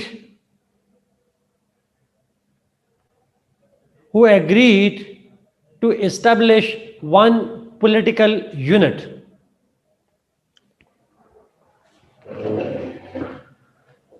मैं repeat करूं, federation is a type of state in which multiple independent units agree to form one political unit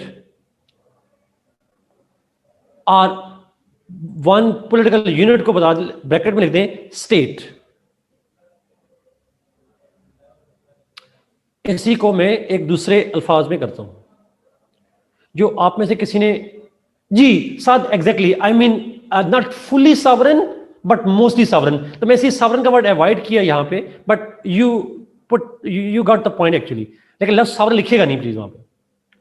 आप में से किसी ने ऊपर सवाल पूछा था पहले फेडरेशन, दो टर्म यूज की थी, मैं लफ्ज बोल रहा हूं आप में से किसी ने, एक था फेडरेशन बाय चॉइस या एक और लफ्ज था वहां पे मेड कुछ ऐसा का था, holding on, exactly holding on, और दूसरी एग्जाम्पल दी थी, ये उससे भी रिलेट करेगा क्योंकि ये टर्म जो है ये अमेरिका से निकली है, तो इसलिए कमिंग टुगेदर और होल्डिंग ऑन वाली टर्म्स, यस ये उससे लिंक करेगा।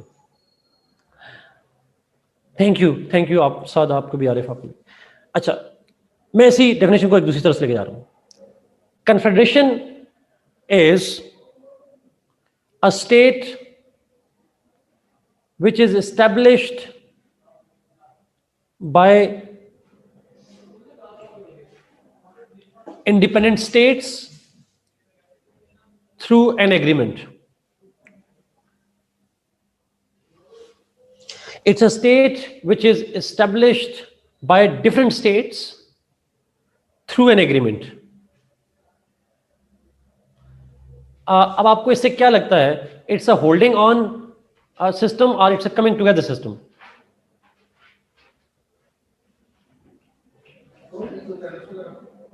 It's coming together wala, exactly. Different states say they come together, enter into an agreement, and they establish a kind of confederation.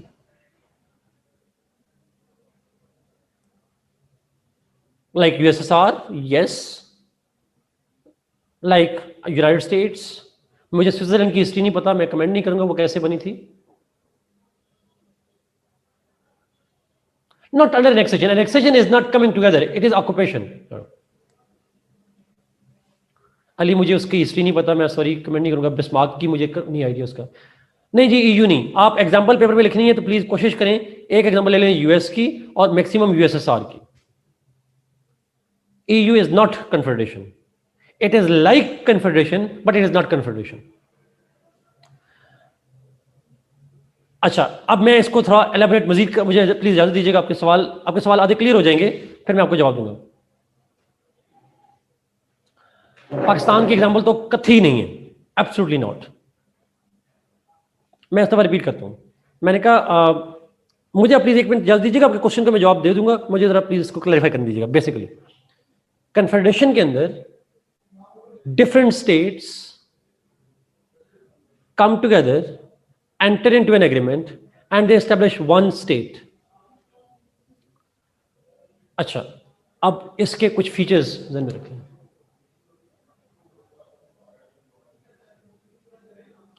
पहला feature, in confederation states are independent.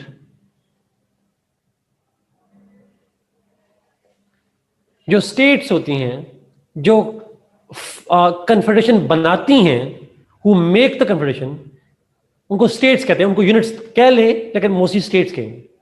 They are independent. Independent से मतलब है they make their own free choices, they voluntarily they are free and they are independent. दूसरा,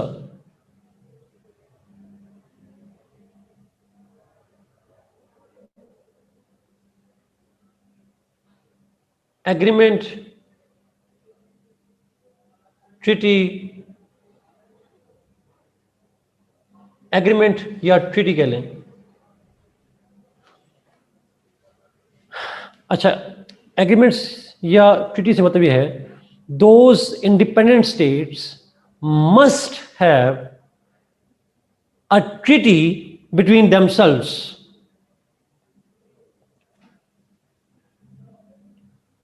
मैं फिर इसको फिर repeat करूं. In confederation, states must have signed an agreement or treaty to become one independent state, one sovereign state. अच्छा, अब in this agreement इसके दो फीचर्स बड़े इंपॉर्टेंट हैं. There are two features of this agreement. One, the confederation has limited sovereignty. The confederation has limited sovereignty. So it's not a complete state in that context. जहां state होती है वहां sovereignty होती है. Sovereignty या होती है या नहीं होती. लेस सॉवरेंटी का कॉन्सेप्ट नहीं होता. थियोरेटिकली लेस सॉवरेन का कॉन्सेप्ट नहीं होता. But in confederation the confederate state is less sovereign. चले मैं इसको एक दूसरे लफ्ज़ में बताता हूं. ये जब एग्रीमेंट करती हैं, लेट्स सपोज 5 हैं, 6 हैं, 7 हैं. अमेरिका में शुरू में कितनी थी? देवर 13 स्टेट्स. प्लीज करेक्ट मी. 13 थी जिन्होंने साइन किया था. 11 लिखा है, उमर नुमान ने 13 लिखा है, तो मुझे करेक्ट कीजिएगा. अच्छा, शुरू में 11 थी, फिर 13 हो गई थी. ठीक है. अच्छा, 13 स्टेट्स थी. तो क्वेश्चन इज, थैंक यू, जो 13 स्टेट्स थी तो वो आपस में मिली, उन्होंने एग्रीमेंट किया. उन्होंने कहा हम अपने ऊपर एक लिमिटेड राइट इस गवर्नमेंट को दे देते हैं. हम अपने इंडिविजुअल अथॉरिटी को सबमर्ज करते हैं, सबऑर्डिनेट करते हैं लिमिटेड हद तक on that confederation. We do not lose our independence. We do not lose all sovereignty. ठीक है. We lose only part of it. कुछ को लूज कर रहे हैं. ये पॉइंट में रखिएगा प्लीज. सो इस एग्रीमेंट में दो फीचर मैंने कहा. एक, they retain some sovereignty, they surrender some sovereignty. So sovereignty gets divided. Second, the states, confederating states, they make confederation by their choice.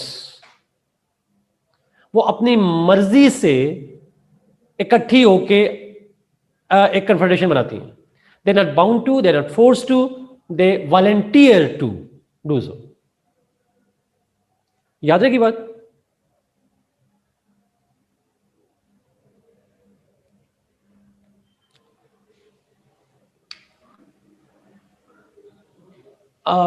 The confederating states, दूसरा पॉइंट रिपीट कर रहा हूं, they voluntarily make that agreement,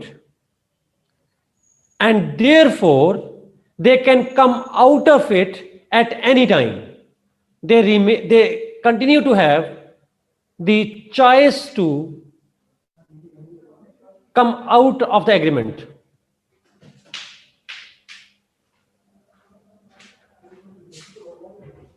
It's not binding. Yes, Amna. Yes, it's not binding. They can come out of it. They can leave anytime. Exactly, Sajid. They can leave anytime. Is it clear? 3.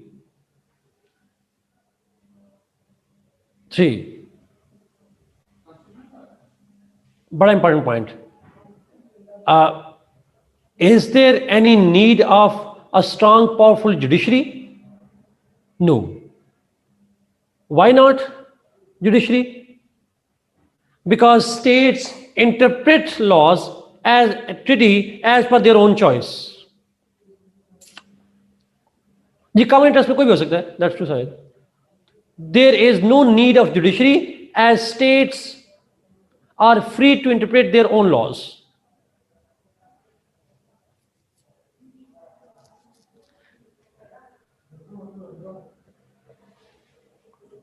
But then some state, it's up to the state. States की choice है वो agreement में जाना चाहती हैं या नहीं जाना चाहती. It's up to them. चाहे वो सारी जाए चाहे ना जाए, कोई फर्क नहीं पड़ता.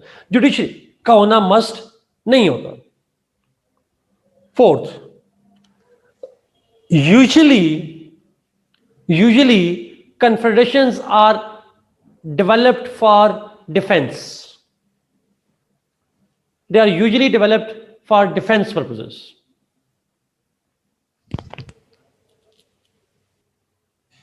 बट इट्स नॉट नेसेसरी, लेकिन हिस्ट्री में जो एग्जांपल है वो सारी की सारी उसकी मिलती हैं सबका। अच्छा, अब ये मेन फीचर्स हैं। मैं प्लीज मुझे अगर इजाजत दीजिएगा, मैं यहाँ पे एक चार्ट डायग्रामेटिकली एक्सप्लेन करना चाह रहा हूँ, फंडामेंटल डिफरेंस बताना चाह रहा हूँ इनके दरमियान में, फेडरेशन, कन्फेडरेशन और यूनिटी के दरमियान में। डायग्राम मेरे ख्याल में ज्यादा बेहतर एक्सप्लेन कर पाएगी।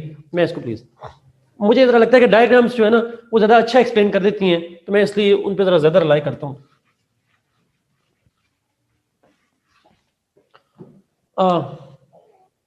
नहीं मैप तो पूछा कर, नहीं मैप नहीं please. Okay, there is a central government,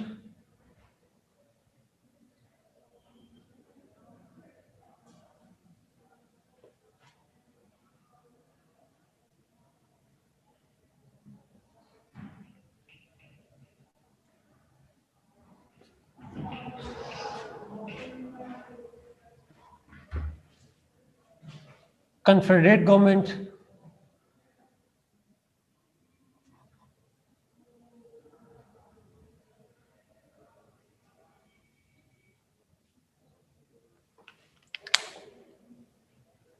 marker नहीं है बस, कोई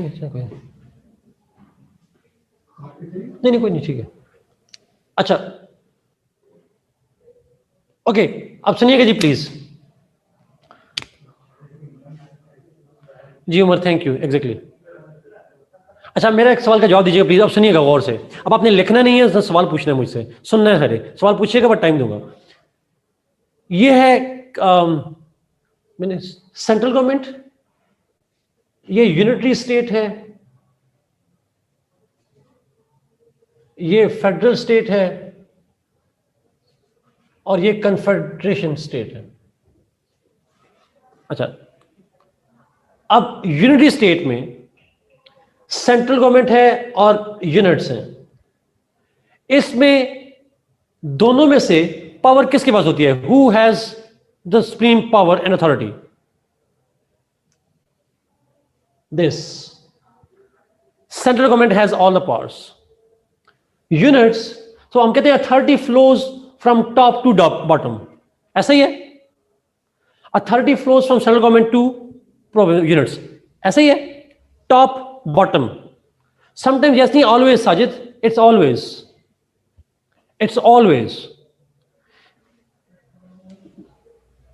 वो कम पावर दे सकते हैं, ज्यादा दे सकते हैं, बट वो ही देते हैं थोड़ा। फेडरल गवर्नमेंट और यूनिट फेडरेशन में पावर किसके पास होती है? फेडरल गवर्नमेंट यूनिट्स को देती है या यूनिट फेडरल गवर्नमेंट को देते हैं? यस आमना, कॉन्स्टिट्यूशन देता है, ना फेडरल गवर्नमेंट ना यूनिट्स।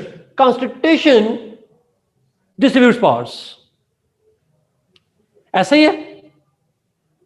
अब कॉन्स्टिट्यूशन की मर्जी है वो फेडरल को दे दे, कॉन्स्टिट्यूशन की मर्जी है यहां दे दे। मैं एक छोटी सी मिसाल देना चाहता हूं आपको। बताएं 18th अमेंडमेंट से पहले हमारे आइन ने यहां पावर रखी सारी उम्र। अब हमारे कॉन्स्टिट्यूशन ने पावर कहां शिफ्ट कर दी? यहां पे। So constitution will distribute powers vertically और हॉरिजॉन्टली, जहां भी करना है। आखिरी सवाल, कन्फेडरेशन में पावर टॉप से डाउन आती है, डाउन से टॉप जाती है, या किसी और के पास होती है? Down to up. It's units bottom up approach, exactly. It's bottom up approach, exactly जी। Units to confederate government, units की मर्जी जो पावर दे दे, जब चाहे पावर वापस ले ले। Whenever they like to, they give them the power, and whenever they like, they will take back the power. Is it clear?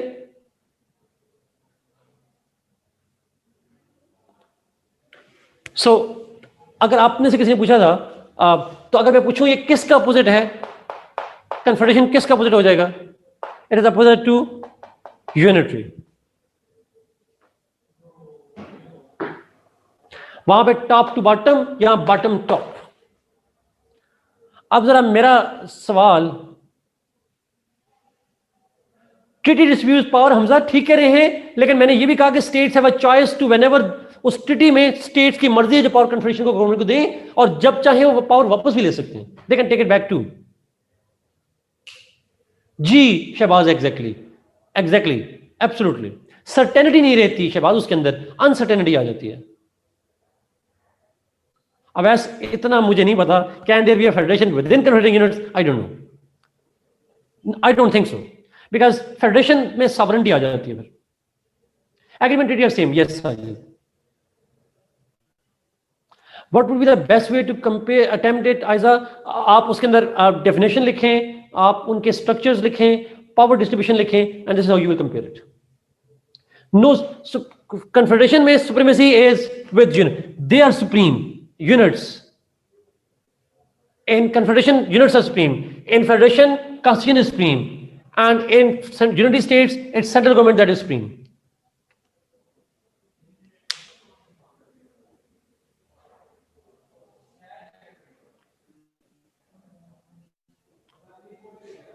Is it clear? No? Okay, I assume it makes sense. अगर merits और demerits पूछे तो लिखिएगा, वरना लिखने की जरूरत नहीं है इसमें। ओके जी, let's go to political parties now. इसको तस्वीर लेनी है, ले लें, तस्वीर लेनी है तो ले लें इसकी पिक्चर, स्क्रीनशॉट्स, एडवांस दुनिया है। आप ले ली, आई अज्यूम ले ली होगी।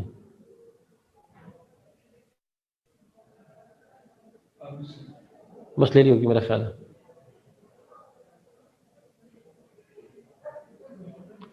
चलो मैं समझ अपनी तस्वीर को बताएंगे, सारे 5 मिनट 6 मिनट वाले आ गए हैं सारे।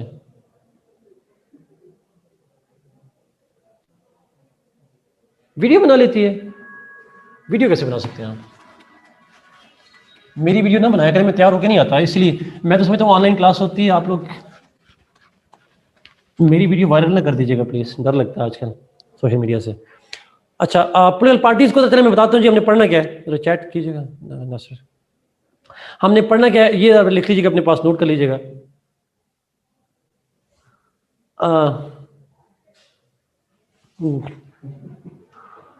अच्छा, टॉपिक लिख लीजिए पॉलिटिकल पार्टीज के अंदर। हमने 3 मेन पॉइंट डिस्कस करना है और पॉलिटिकल पार्टीज पे अक्सर सवाल आता है, अक्सर, तो आप पॉइंट लिख लीजिएगा। हम पॉलिटिकल पार्टीज की डेफिनेशन तो करेंगे ऑब्वियसली। लॉकडाउन वाली कटिंग, हाँ एग्जैक्टली। अच्छा, पॉलिटिकल पार्टीज पे 3 सवाल, एक उसके फीचर्स, पॉलिटिकल पार्टी के फीचर्स क्या होते हैं, पॉलिटिकल पार्टी की टाइप्स, और तीसरा पॉइंट हमने डिस्कस करना है पॉलिटिकल पार्टीज के फंक्शंस। टाइप, फीचर्स, टाइप्स और फंक्शंस, ये 3 सवाल हम डिस्कस करते हैं पॉलिटिकल पार्टीज के हवाले से जो इंपॉर्टेंट हो जाते हैं। कल हमारी क्लास है मेरे ख्याल में, yes we I guess have it, और हम उसके अंदर डिस्कस करेंगे वो ये जितनी डिस्कशन हमने करनी है उसके अंदर पॉलिटिकल पार्टीज के हवाले से, तो वो क्या कह रहा था मैं, हाँ बहुत इंपॉर्टेंट चीज़ जो है वो, नहीं 1.5 आवर की है, 1.5 घंटे की क्लास है, और उसके अंदर हम बेसिकली डिस्कस करेंगे पॉलिटिकल पार्टीज को खत्म करेंगे और पब्लिक ओपिनियन भी करना है। ये 2 टॉपिक हमने कल खत्म करके जाना है। व्हाट इज पॉलिटिकल कल्चर, साथ शॉर्ट डेफिनेशन तो नहीं है। Political culture means the culture of politics, the dos, the good and the bad, the patterns of how politics is being played, that's called political culture. How political process works out under what norms and values, that's called political culture. जी ये 3 dimension है। मैं और नहीं करूँगा बात, because आधे में से रुक जाएगी, डेफिनेशन में करना नहीं चाह रहा, नेक्स्ट क्लास के अंदर डिस्कस करेंगे। कोई क्वेश्चन रह गया तो प्लीज़, कल हम पॉलिटिकल पार्टीज करेंगे और साथ में पब्लिक ओपिनियन करेंगे। ऑलवेज वेलकम जी, God bless you, be safe, अल्लाह सब